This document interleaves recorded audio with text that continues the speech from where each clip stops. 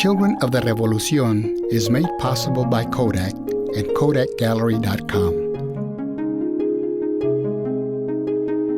where families save their memories and share their history.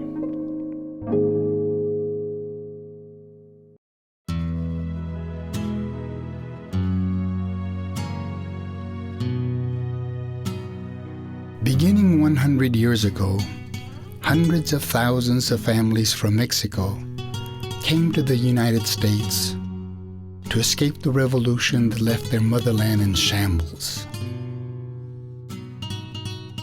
Some of Mexico's most talented families settled here and never went back. This exodus jump-started the Latinization of this country. Now, the children of the Revolucion tell the stories of their ancestors who risked it all to make this journey, helping to make America stronger, prouder, and better.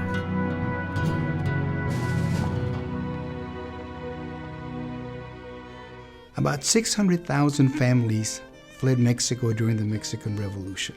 And now there are 50 million Latinos in the whole United States. This influence of Latino-ness in this country is really changing America. It's changing America to where today almost everything that we do is touched by Latino hands. So a few years ago, I read an essay about the Mexican Revolution and about how it drove a complete population of people from one country to another. That article made me start thinking about the stories that my husband has told me. Both of his grandmothers came to San Antonio during the Mexican Revolution to escape the chaos and the violence there. And both of them came alone with no husband, with several small children in tow.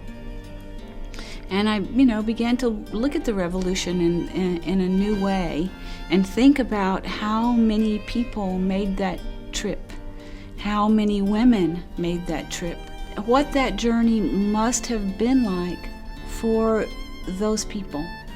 And not only that, but all of these miraculous stories of the descendants of the people who came here and how they have changed the destiny of this part of America. And it occurred to me that those stories had not been told, but they hadn't been told out loud publicly. They hadn't been told in books. They haven't been told on television. And they haven't been told in the schools. And so, children don't really understand that part of their heritage and how there's so much to be proud of. Well, the simple answer to why the Munguia family came to San Antonio is the revolution. My grandfather was involved in the revolution. In those days, when there was no radio, there was no television, the printer was the propagandist. And so it was 3 brothers and myself that came with Daddy. And Daddy was naturally, he was a newspaper reporter and also a printer. So he worked both things in Mexico. And he had selected sides, a progressive, almost socialist vision of Mexico. But the sides changed. And we had that period when Obregón and Madero and Zapata and Villa and all of them were in charge at one moment or another. And if you got caught on the wrong side of whoever was in the ascendancy, well, chances are you would be eliminated.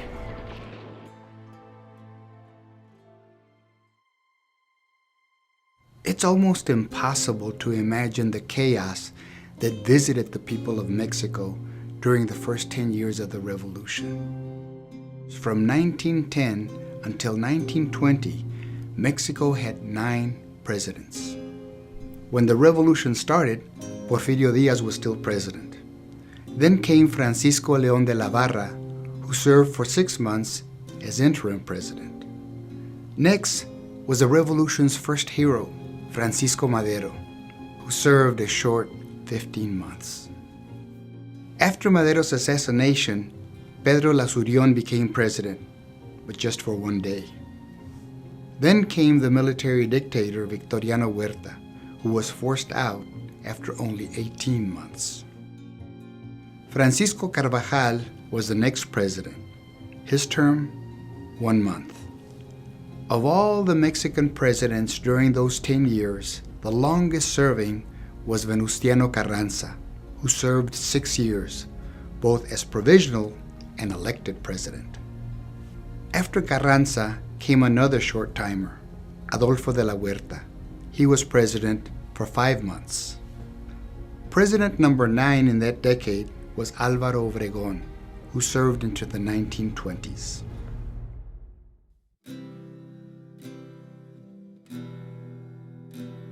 My grandmother, Leonor Aranda, her father had been a mercenary in the revolution. It was not necessarily about having a political position, it was about getting paid and having beans on the table. She comes right in the middle of it. She leaves. She brings her mother up here. Why? To be treated by Dr. Urrutia, because it had been said that he could help the mother who was paralyzed. The legendary Dr. Urrutia was not your ordinary exile. He had been an extremely powerful figure in Mexico. Some say more powerful than the president himself. So it soon became apparent that he had to leave Mexico.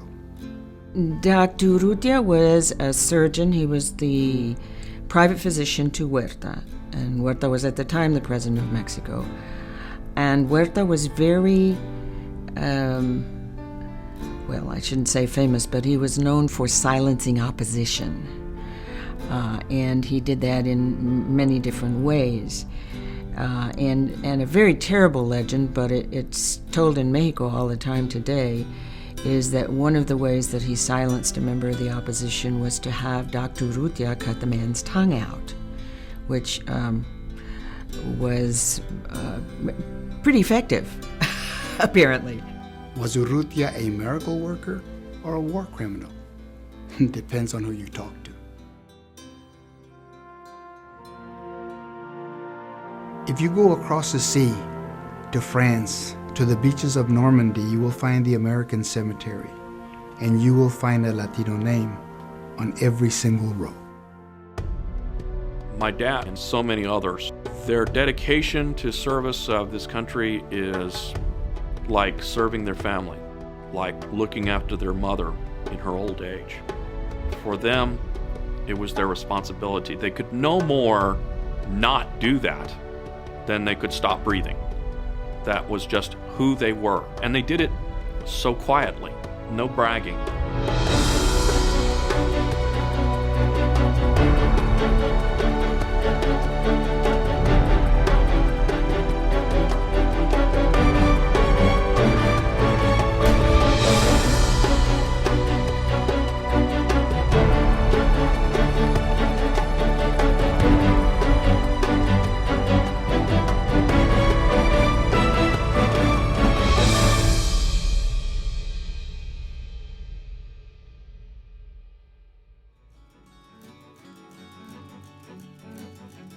And there was a brand new storefront, and across the top of it, it read, "The Chicano Times."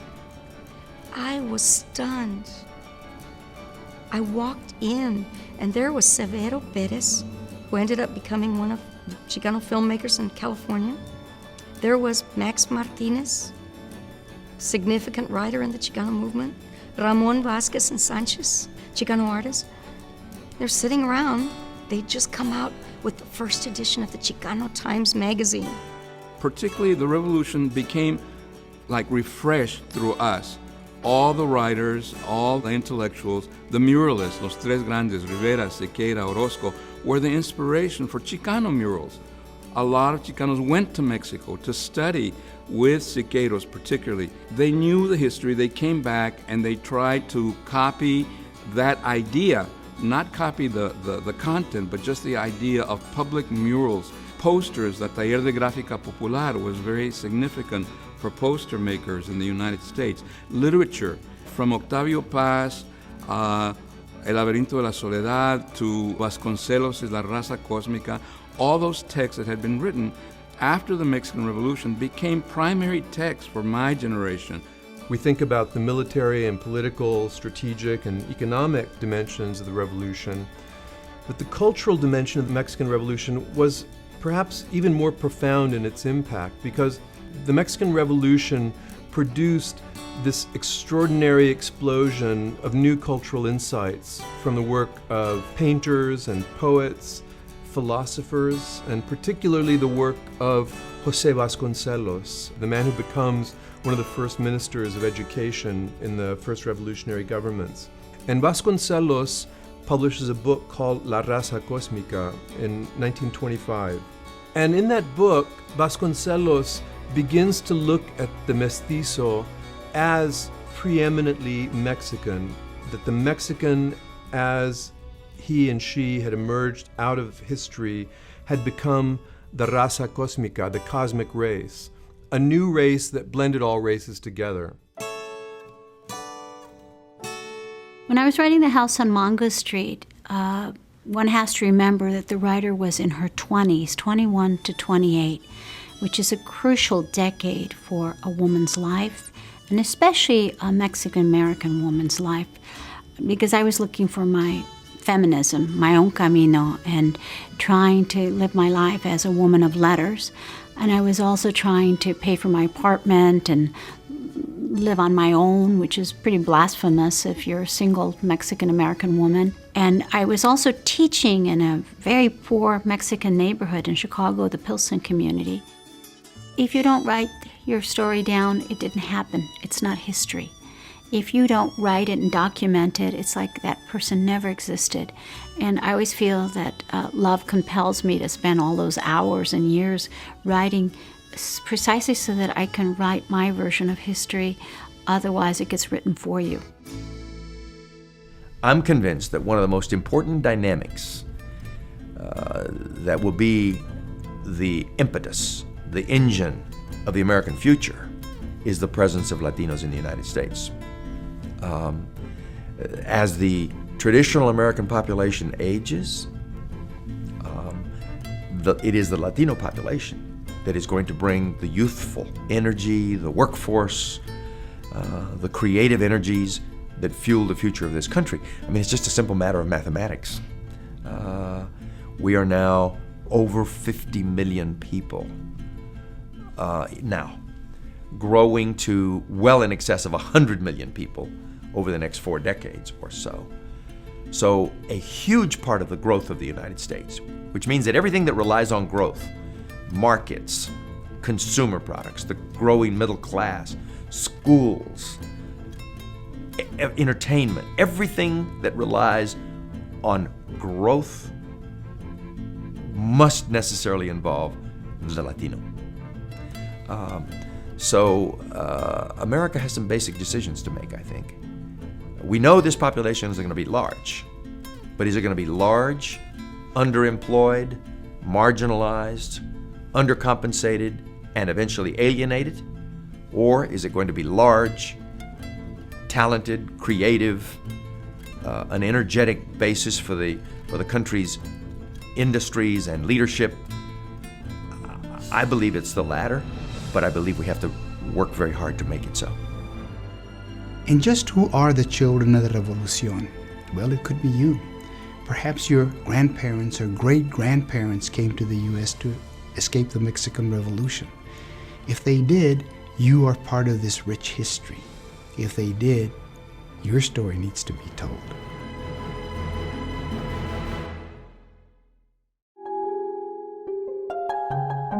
Children of the Revolucion is made possible by Kodak and KodakGallery.com,